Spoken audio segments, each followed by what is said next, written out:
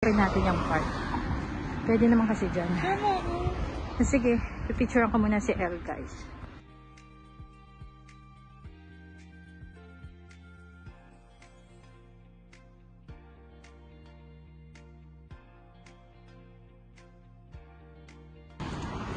Ayan siya.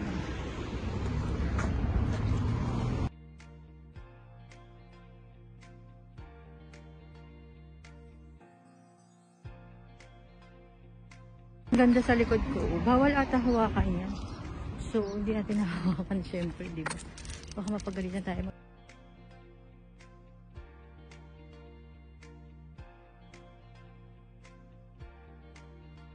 Ayan yung outfit for today. OOTD nga. Malamig pa kasi dito, guys eh. Ayan. Ayan. Tapos ayan siya, guys, di ba? Ang ganda. May tao kasi dun. Hindi ata pwede dun.